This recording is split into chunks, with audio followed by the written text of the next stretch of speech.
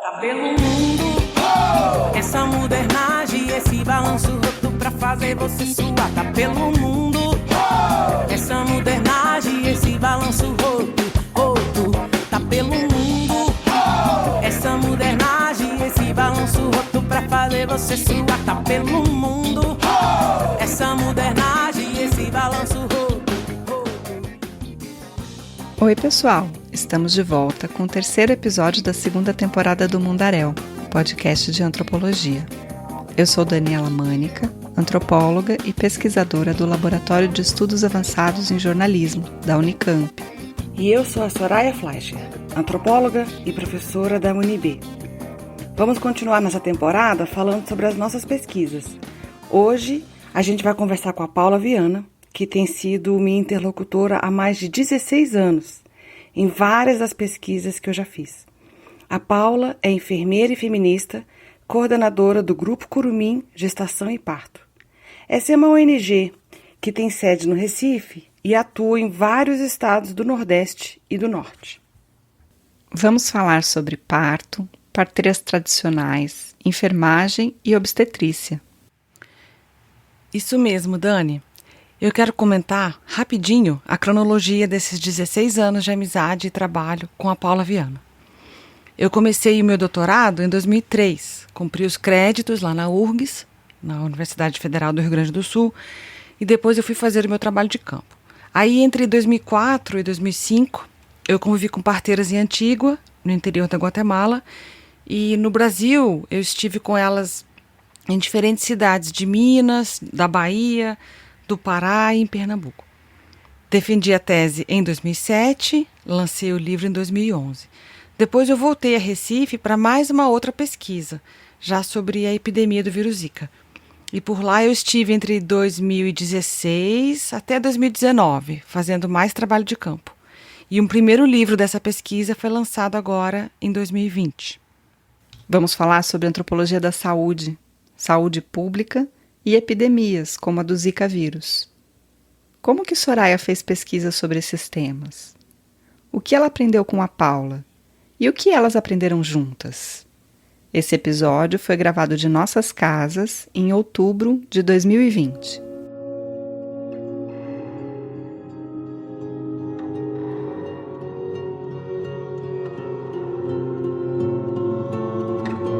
Então vamos lá, eu vou situar vocês no tempo. 2004, uma temporada de 3 meses, maio, junho e julho, e eu estava na Guatemala, na América Central, fazendo um pedaço do meu trabalho de campo para o doutorado.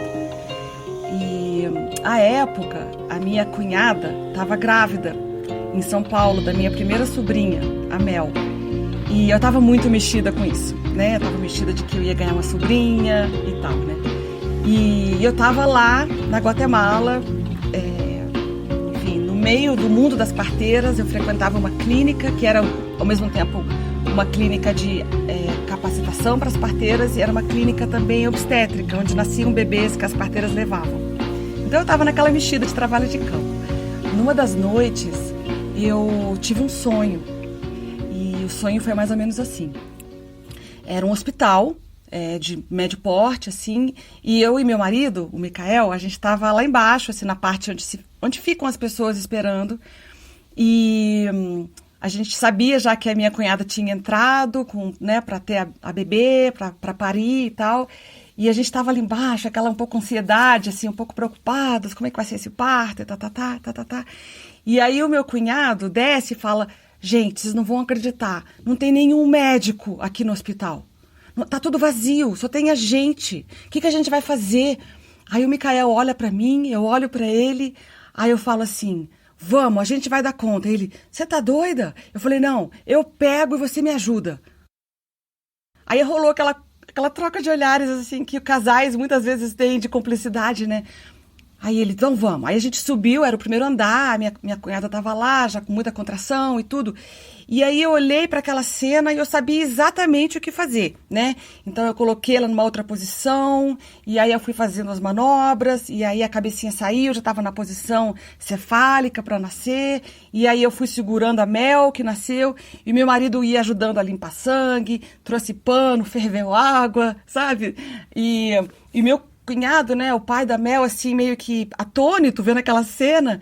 E aí a gente fez esse parto e Mel nasceu, aí eu cortei o cordão, ela já foi pro peito, né, deu tudo certo. E aí quando eu acordei, eu falei, gente, que foi esse sonho, né? Aí eu cometi a besteira, assim, de contar para as parteiras no dia seguinte, quando eu as encontrei, né? Gente, vocês não vão acreditar no sonho que eu tive. E aí eu fui contando o sonho e elas foram assim, abrindo a boca. E elas se entreolhavam. E assim, elas foram ficando caladas, né? E eu, o que esse povo tem, né?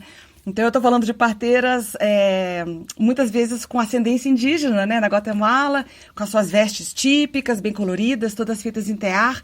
E elas sentadinhas assim, me olhando. Eram umas 3 ou 4, assim.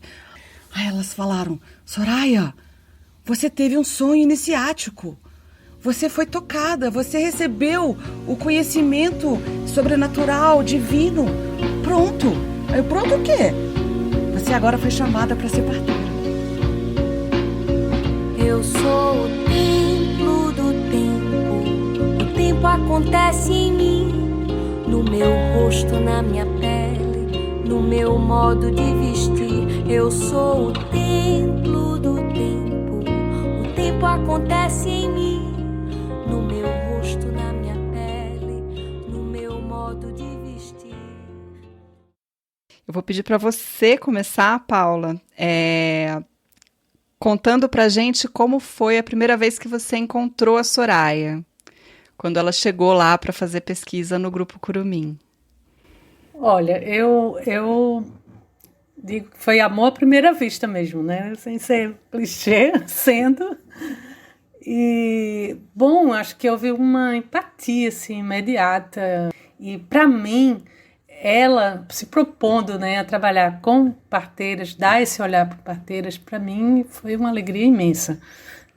Quando ela chegou lá no Curumim, né, que eu conheci, que eu vi toda a energia dela, assim, energia bem carinhosa em relação ao que a paixão que ela mostra, né, que ela mostrou, né, quando ela falou do trabalho dela, do interesse dela, né, com esse cotidiano das parteiras, de saber como, né, elas trabalham. Isso, para mim, tem um valor inestimável, porque eu sou apaixonada também, né, pelo trabalho das parteiras. Tem um envolvimento muito, muito inteiro, assim, com esse trabalho que eu faço, que eu fiz como parteira, né, e o trabalho que eu faço com elas, né, de uma entrega muito grande.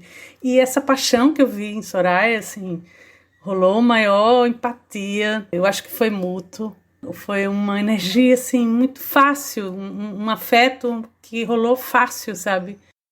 Eu tinha, então, a vontade de conhecer parteiras, mas eu não sabia por onde começar. Eu não conhecia nenhuma parteira aqui em Brasília, né?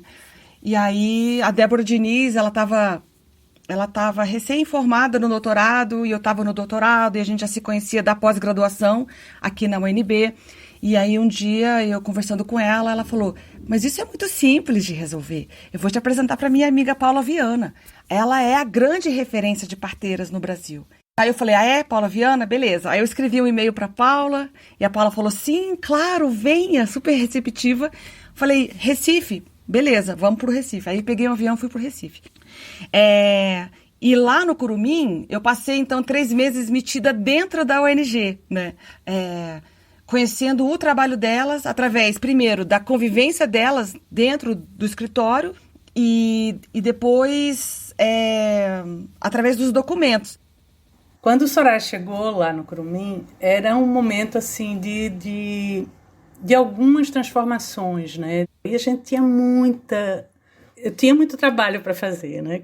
Aí eu entreguei a ela todos os arquivos enormes. Disse, bom, você pode contar comigo, eu quero trocar, eu quero fazer alguma coisa aqui no Curumim. Eu fiz, então tá bom, vem que tem coisa aqui para fazer. Então, também esse é um aspecto que eu acho super legal, é uma confiança, assim.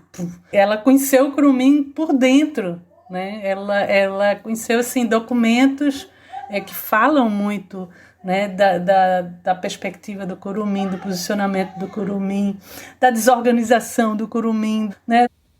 Aí eu faço uma consulta para Paula e para Núbia. Aí elas não demoram 1 segundo para responder. Mas é claro, você precisa ir para o Marco Zero. O Marco Zero do Programa Nacional de Parteiras Tradicionais, que é lá no Pará, que é no município de Melgaço, né? E aí daí que eu vou parar lá na Amazônia, assim. Mas essa é uma outra história. O Curumim sempre recebeu as parteiras nas suas sedes. A gente também foi para o interior e fez... Mas foi no Pará que a gente começou essa relação fora daqui e das possibilidades. Porque tem uma questão muito importante no trabalho com a parteira que, historicamente, a gente ainda vive, que é o Estado tentando interferir na prática da parteira, né? Uma forma de uniformizar, né? De higienizar a prática, né? Isso sempre foi um ponto de reflexão para a gente. E eu acho que o teu trabalho, o teu estudo, ele traz essa crítica muito, muito forte, né? Eu fiquei assim, não incomodada, mas caramba, né? É isso que ela viu, né? E é verdade, assim. Quer dizer, foram pontos importantes de mudança. Na conversa prévia, Paula, você falou disso e você qualificou a contribuição da Soraya como um tipo diferente de resultado de pesquisa que envolve uma escuta qualificada, né? E você falou também do quanto a enfermagem e a antropologia são substâncias diferentes, são profissionais que têm substâncias diferentes, né? Sim. O trabalho com parteira tradicional, ela exige um esforço grande de nós enfermeiras, né? Um esforço de não atrapalhar o que vem dando certo, de não tornar aquela prática uma prática que seja perigosa para nós enfermeiras, né, que somos assim, formadas. Eu fui formada muito de um pensamento do risco, né, do risco e da intervenção, e que o que pode fazer ali imediatamente. Nós temos olhares diferentes, né? Nós enfermeiros temos um tipo de olhar e a antropologia tem outro tipo, né, de olhar. Para mim, há trabalhar com Soraya nesse campo, por exemplo, fomos juntas para Santarém, né, para Alter do Chão, lá no norte do Pará. E lá, assim, é um lugar onde muitas parteiras vivem isoladas, assim, realmente, né?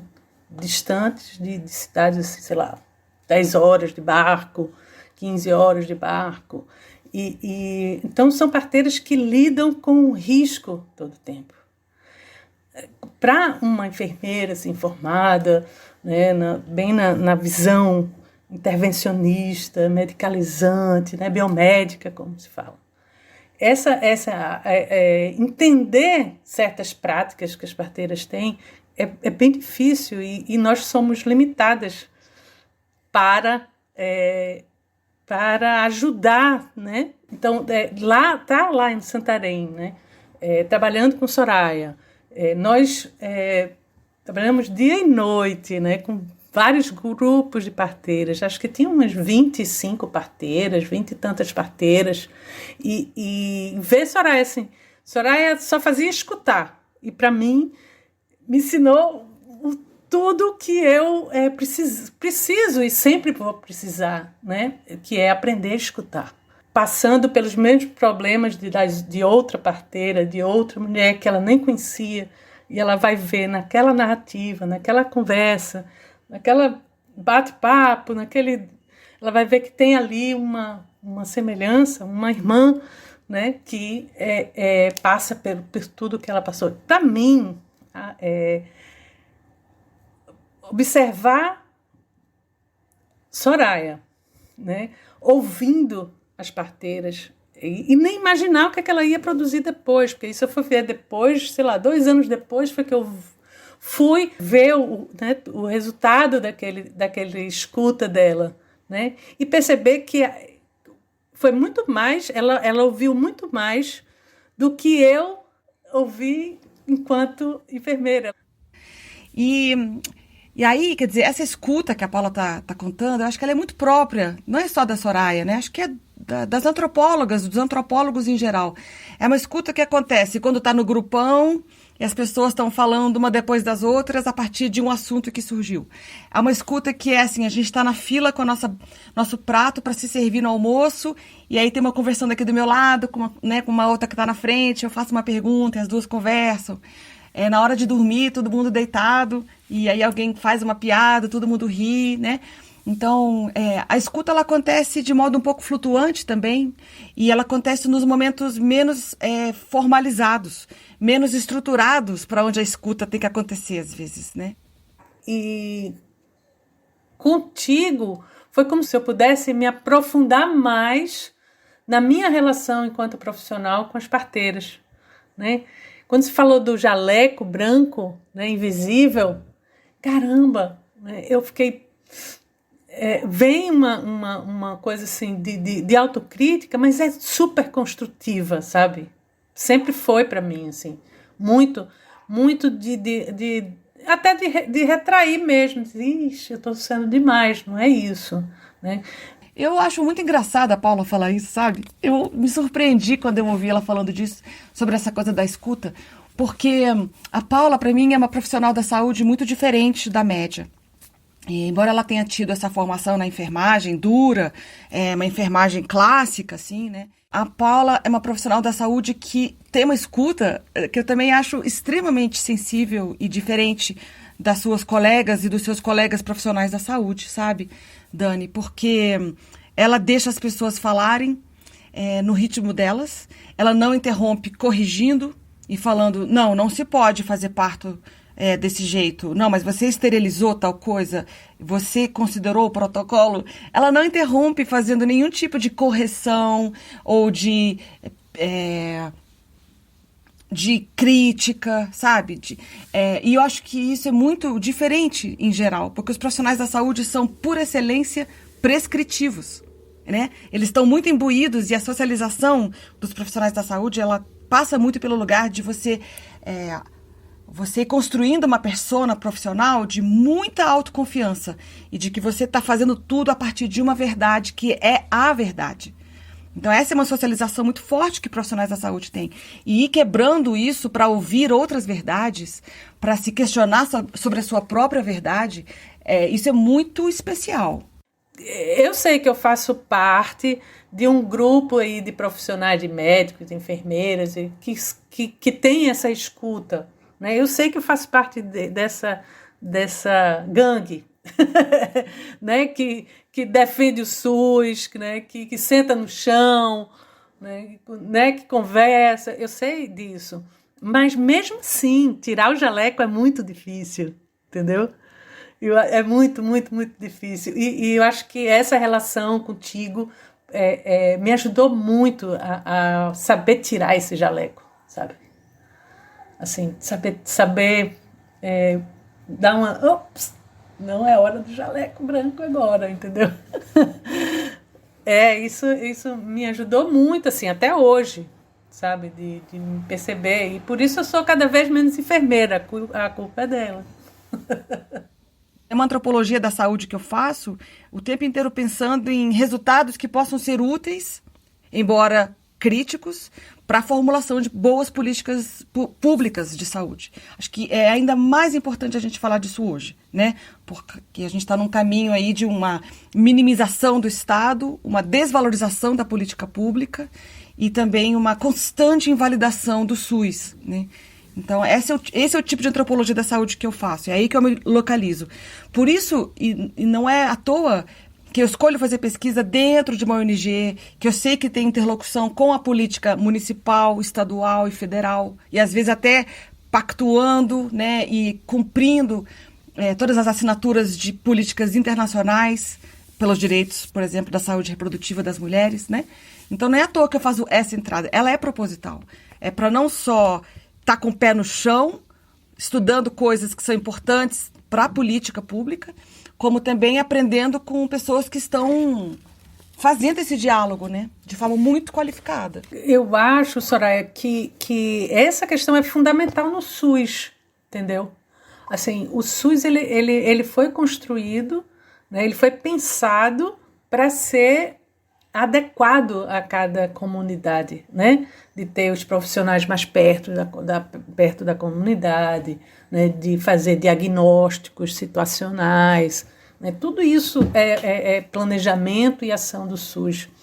E essa perspectiva de entender a política pública como uma política que é construível, assim, que ela se constrói, né? Ela se constrói sendo implantada.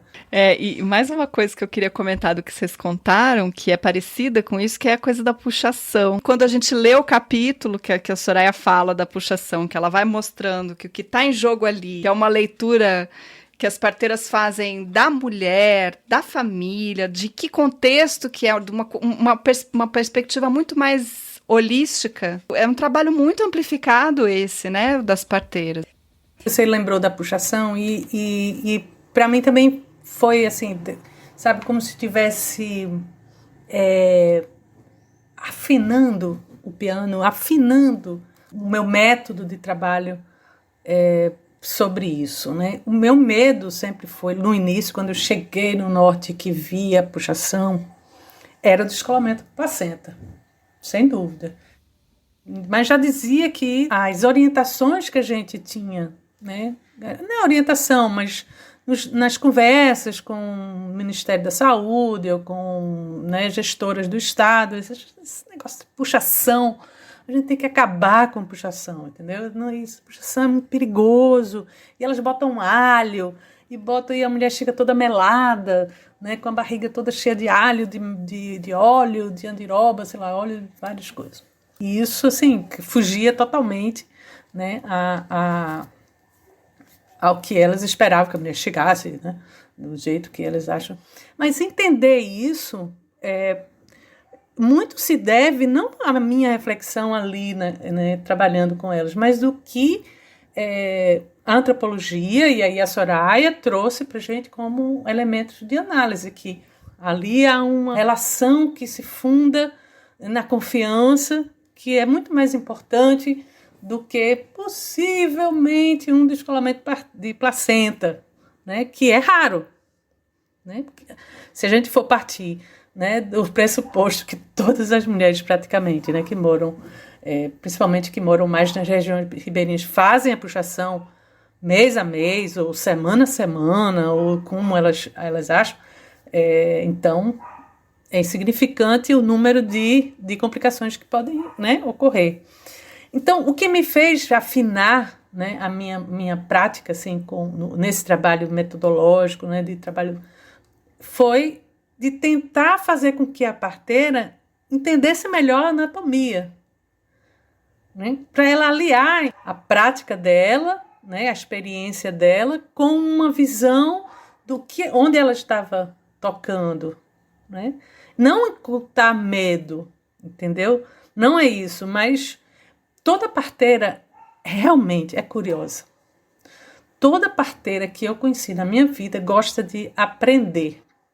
Elas absorvem tudo, elas são muito assim, dedicadas, né, a aprender sempre.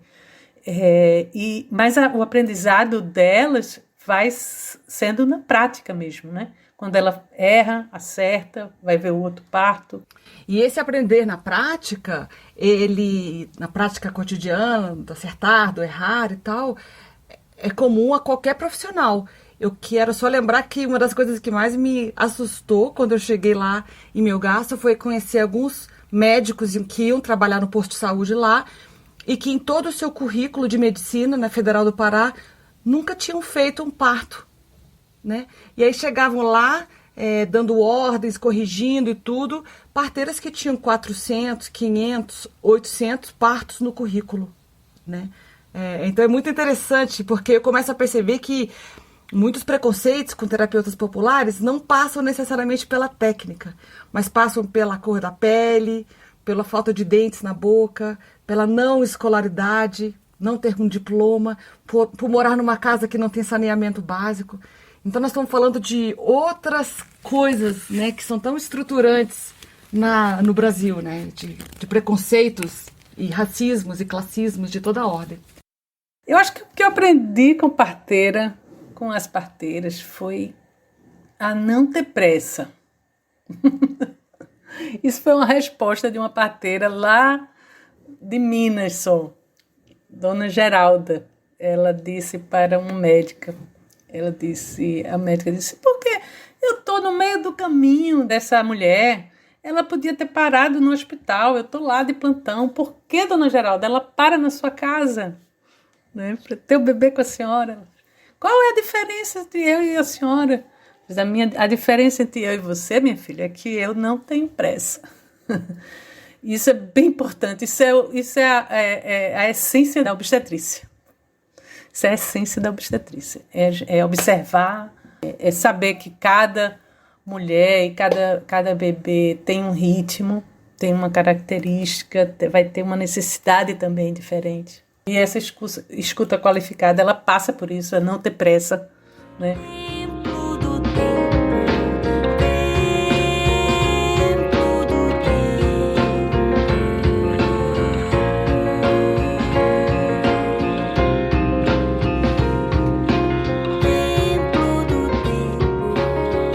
Olha, tem uma coisa que me chamou a atenção, que eu acho bem interessante, que tem a ver com o mundo das parteiras e o mundo da antropologia, que é o que a Paula fala que ela aprendeu. Ela falou, olha, uma das coisas que eu aprendi com elas é de que não dá para ter pressa, né?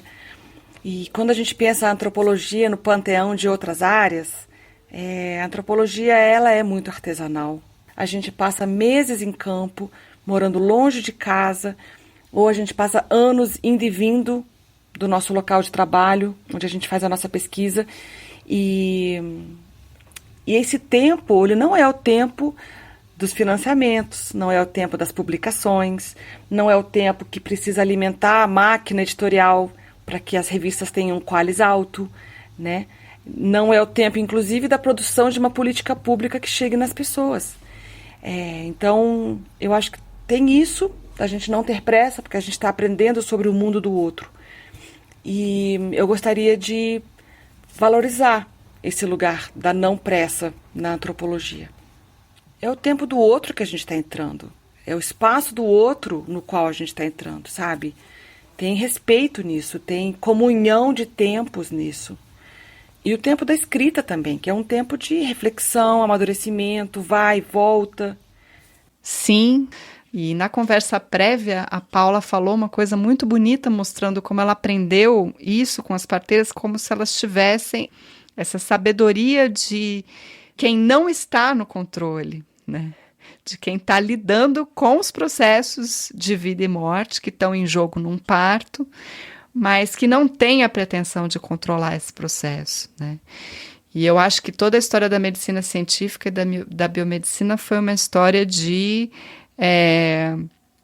exclusão dessa sabedoria e dessas mulheres dos cenários de parto, né? E um processo extremamente violento para as mulheres que tiveram que passar a ser vistas como pacientes num processo nos quais elas sempre foram muito mais ativas, né? Então, eu fiquei muito tocada pela forma como a Paula falou que ela aprendeu isso com as parteiras, mas ela falou que aprendeu também muito com as parteiras através do seu trabalho, né, através do seu tempo, despendido de 1 ano morando junto com as parteiras tradicionais, aprendendo a enxergá-las, desenvolvendo isso que a Paula chamou de uma escuta qualificada, né? Inclusive, Dani, sobre isso ela usa uma expressão que eu achei interessante. Ela falou, porque o trabalho da Soraya é ajudar a afinar o piano, né? E eu acho que ela está falando justamente do que você acabou de falar, quer dizer, retornos que eu fui dando, não necessariamente para ela exatamente, ou sobre o trabalho dela somente, né?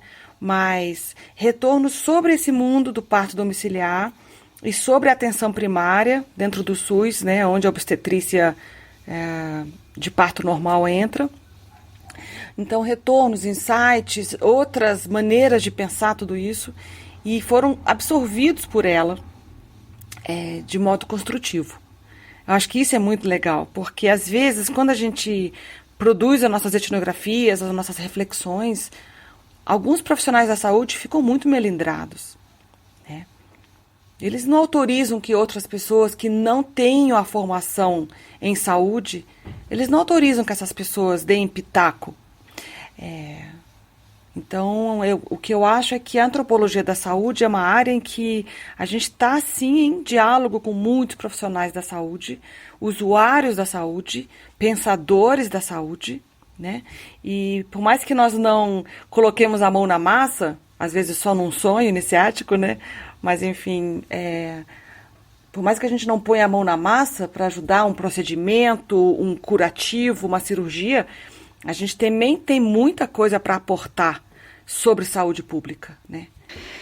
É bom que tenha profissionais de saúde que estejam abertas a aprender, a escutar, né? E acho que a Paula é muito evidente, ela sempre se coloca nesse lugar, não só de encanto com a antropologia, como essa disciplina que escuta com qualidade, né? Escuta qualificada, como ela se abre também para ouvir aquilo que você ouviu, né?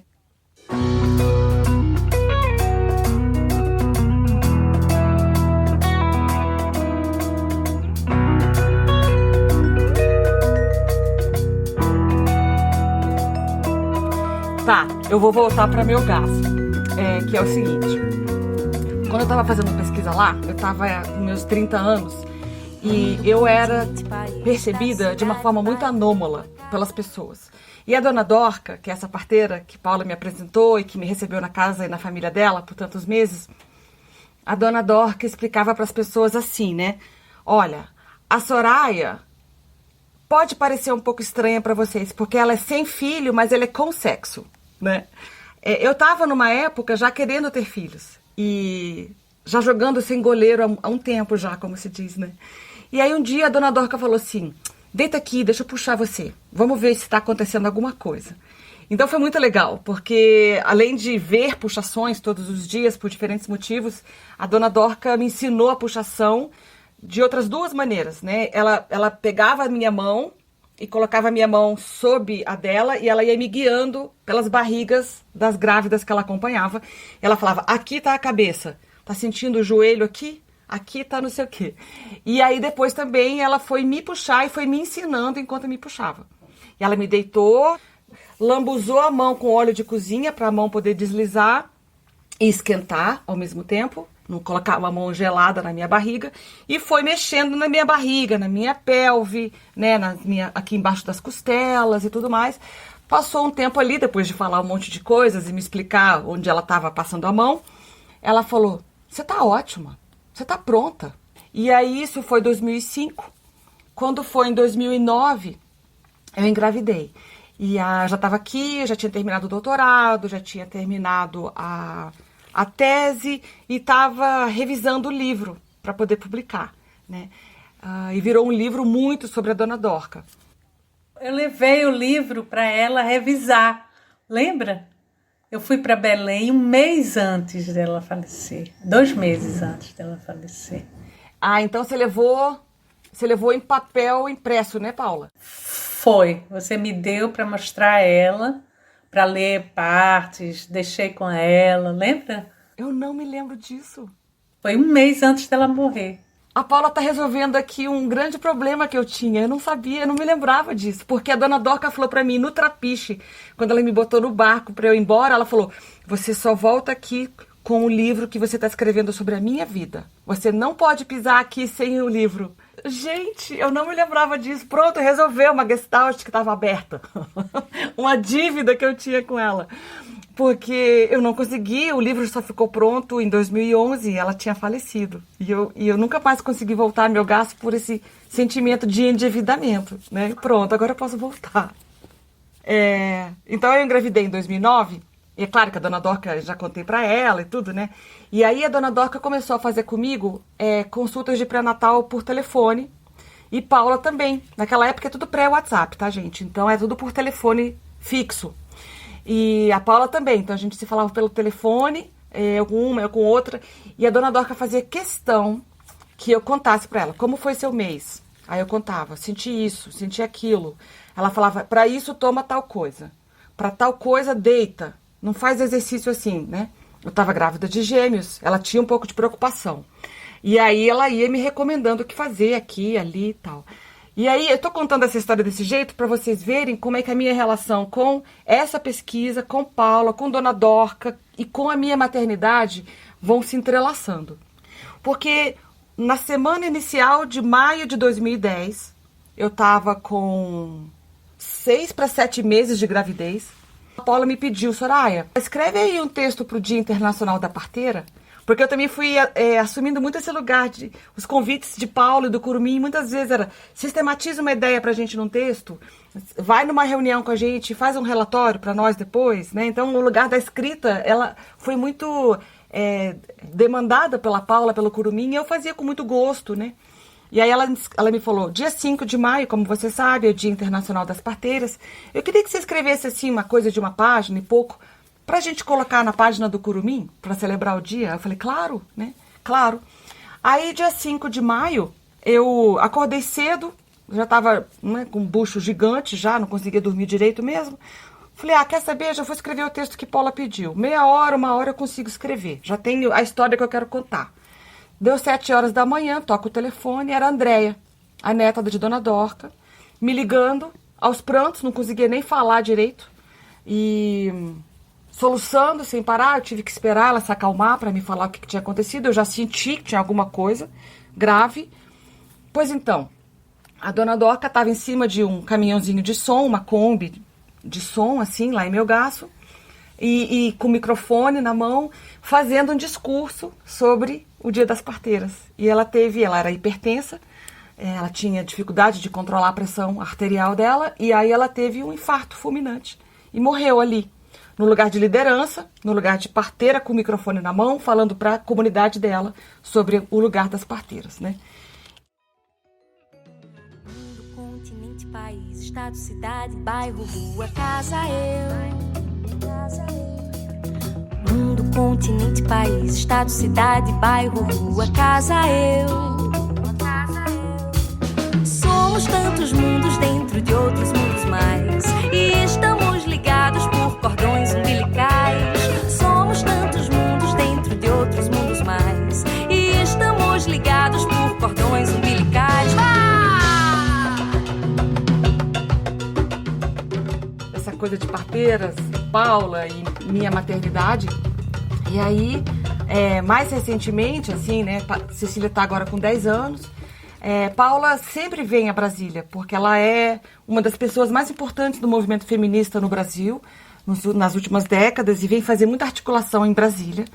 E começou a ficar mais aqui em casa, hospedada, porque aqui é do lado da esplanada dos ministérios. Eu fui adorando essa coisa de Paula ficar com a gente, porque ela sempre tinha uma agenda muito intensa de trabalho, ir para lá e para cá, Congresso Nacional, CFEMEA, que é uma outra ONG feminista com quem ela articula muito aqui, e encontros, e articulação e tal. Mas ainda assim era maravilhoso poder ter a Paula aqui no final do dia, tomava banho, a gente ia lanchar, ia tomar cerveja. E ela convivendo com a Cecília, né? Convivendo com a Cecília. Essa coisa de ela ir começando a trazer Recife para dentro da minha casa. E trazer o bolo de rolo e tudo mais para a Cecília. E conquistando a Cecília. E você sabe, Paula, que semana passada a Cecília falou uma coisa para mim do nada, assim. Ela falou assim: Eu sei que a gente é uma família assim que não é muito ligada nessas coisas que a vovó é ligada, né? Essa coisa de missa e batismo, essas coisas, né? A gente é mais assim ateu, né? Mas assim, mamãe, se eu pudesse escolher uma madrinha, eu queria que fosse a Paula. Ela falou isso. Eu fico emocionada. Porque ela falou isso na semana passada. Pode ligar teu microfone aí, mulher. Eu quero, pode fazer o batismo dela.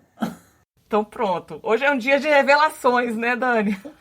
Eu falei para Dani que eu e a Soraya, a gente foi adquirindo vários lugares, né? A gente foi... E as pessoas confirmam isso, né, Soraya? Porque você já foi minha irmã, e é minha irmã, a gente não tem irmã, então a gente se adota como irmã. A gente já foi amiga, né? A gente já foi pesquisadora e pesquisada. A gente já foi comadre, né? E agora comadre de novo. Pronto, tá fechado. Eu já fui tua mãe também. E outra, né? A gente é xerox. Porque essa é uma outra história que é muito interessante, né? Quando você chega para fazer o trabalho de campo num lugar em que a referência é uma pessoa em comum, que te liga àquele campo, as pessoas acham que você parece muito com aquela pessoa. Então, no campo, eu fui apelidada de xerox. Lá vem a xerox de Paula. É a xerox. Tem um outro lugar também que a Paula tem ocupado mais recentemente, que é o lugar de anfitriã. E mais recentemente, nos últimos 4 anos, eu tenho feito pesquisa de novo em Pernambuco, acompanhando então as consequências, as sequelas, enfim, os desdobramentos da epidemia do vírus Zika, sobretudo para as famílias atingidas pela epidemia. Então, por conta da maternidade também, o desenho metodológico que a gente fez para essa pesquisa foi fazer visitas ao Recife, onde a gente começou a criar um conjunto de interlocutoras, né, construir relação com um grupo de mães, fazer visitas quinzenais a cada semestre. Então, claro que tem aí um fator da minha maternidade, que é não conseguir ficar mais do que isso longe de Cecília. Mas também porque, logo que a gente chegou em 2016, as mulheres, as mães das crianças que foram atingidas pela epidemia, elas começaram a nos dizer, olha, a mídia parou de cobrir a nossa história. Foi cobrir o golpe, né, que a Dilma sofreu. Depois elas disseram, olha, as doações estão minguando. As pessoas estão doando coisa para outras histórias. Tá. Depois elas disseram, olha, os pesquisadores estão sumindo, porque a gente entendeu que o dinheiro de financiamento de pesquisa está acabando. Então elas foram nos contando sobre sucessivos abandonos que elas estavam sentindo em campo. Então, quando elas começaram a contar isso, eu falei, vamos fazer um desenho diferente. Vamos ficar em campo mais tempo. Vamos fazer um planejamento diacrônico dessa pesquisa. Em vez de fazer um intensivão de muitos meses, que é o que eu tinha feito no Pará, e que muitos pesquisadores fazem, mas vamos fazer agora um outro desenho, que é a gente vem a cada semestre e fica 15 dias, 10, 15 dias, intensamente fazendo pesquisa. E foi assim que a gente acabou indo 7 vezes ao Recife, de 2016 a 2019. Novamente, sabe, eu me dei conta, que novamente você chega com uma proposta assim de trabalho, né, num momento em que o Curumim estava... A gente começou, né, a enfrentar a situação da epidemia do Zika já em outubro de 2015, né? Tem 5 anos. E nos angustiava muito, enquanto organização feminista, que não se dava, não se fazia a escuta das mulheres, né? Se colocava a luz sobre o bebê e isso a mídia, a imprensa tratava com muito sensacionalismo, né? Os bebês com microcefalia. Se falava do mosquito, né? Em torno do mosquito. E a mulher totalmente invisível, né? Desde a gravidez também, o parto, né? O pós-parto, como era tratado. Então a gente tinha muita coisa ali em relação à vivência da mulher, né? Em relação a essa grande tragédia, né, que foi o Zika. E novamente essa relação de confiança, tipo, ai, que bom que Soraya vai trabalhar com isso, sabe? Ai, chega um descanso assim, ai, que bom que a gente vai poder ter esse lado, desvendar, né, várias questões que normalmente a gente não ouve, né, nem através da gestão pública de saúde, nem através tampouco da imprensa e tal. Dessas vezes todas, eu fiquei várias vezes na casa de Paula, que é poder acordar, encontrar e dormir perto, e fofocar, e conversar, e se encontrar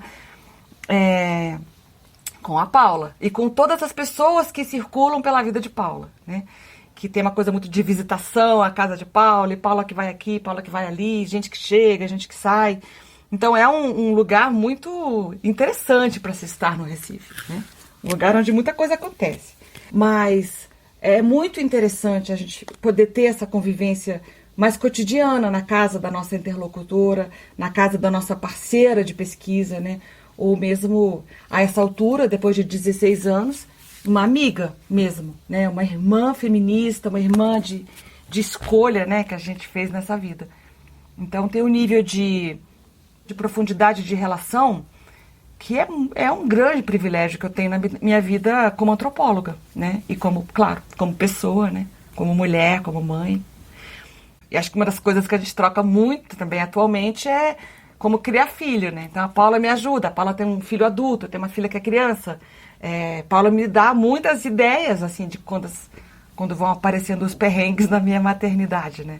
Acho que ela não tem noção, assim, de quanto que me ajuda, me acalma, me dá luz, faz comparações, me apazigua, né? Morre de rir da minha cara também. Essas coisas, né, Paula?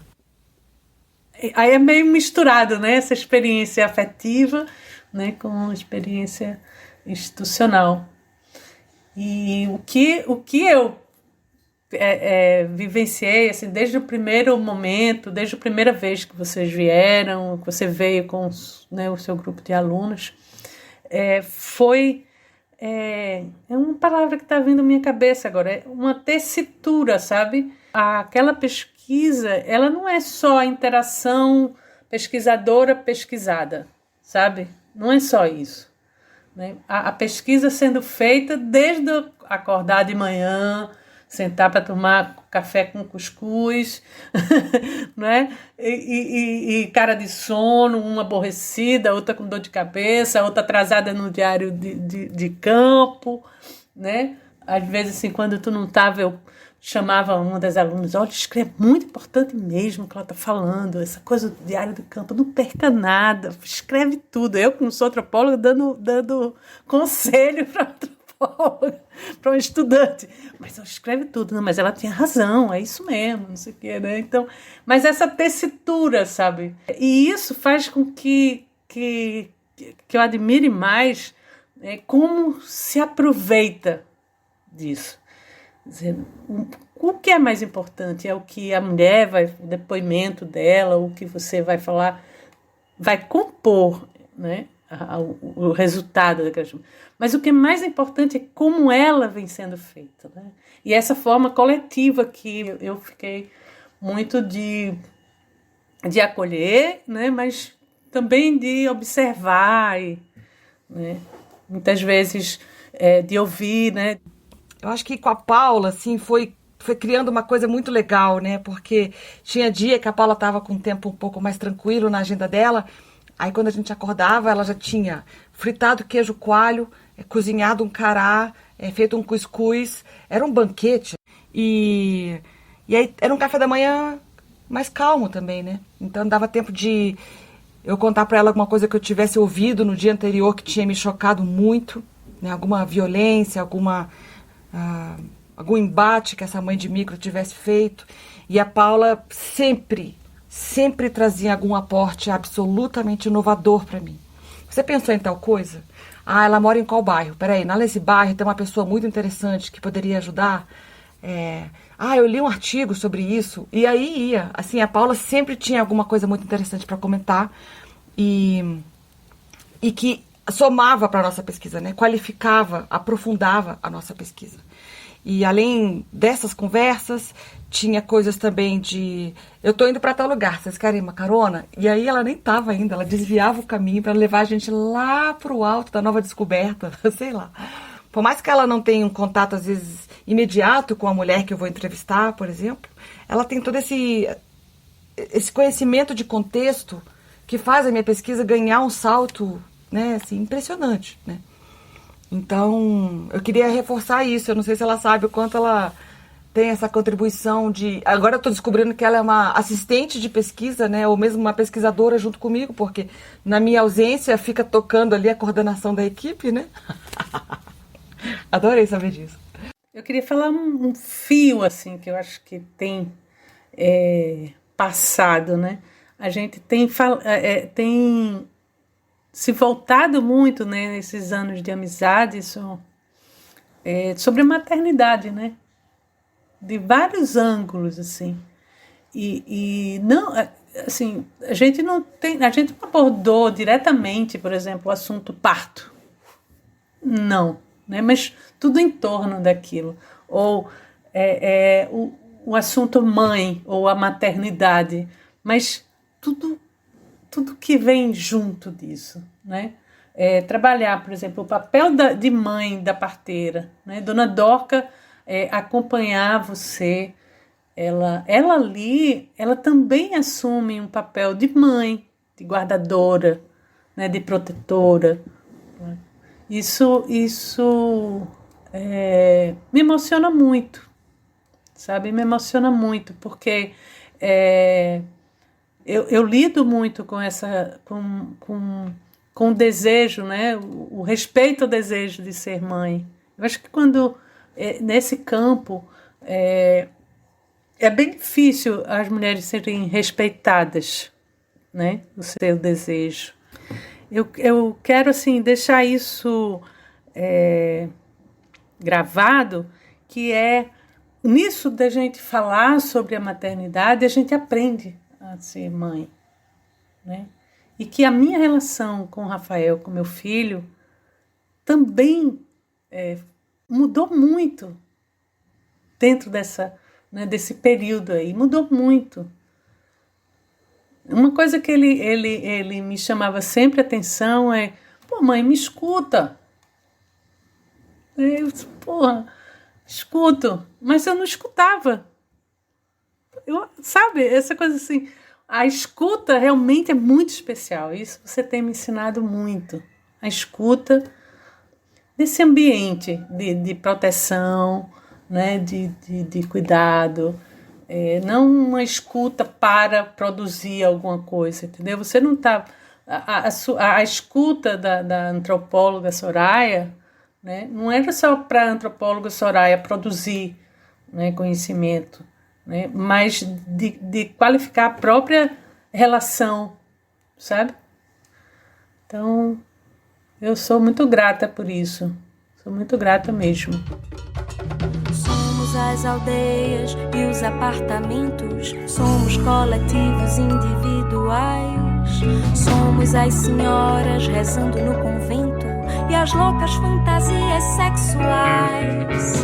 Somos as corporações e os isolamentos, somos as contradições vivendo ao mesmo tempo. Somos tantos mundos dentro de outros mundos mais, e estamos ligados por cordões umbilicais. Somos tantos mundos... Eu achei muito bonito, assim, porque a relação de vocês, na verdade, é uma relação de parentesco, né? Ela se refere como a vocês se referem umas às outras, né?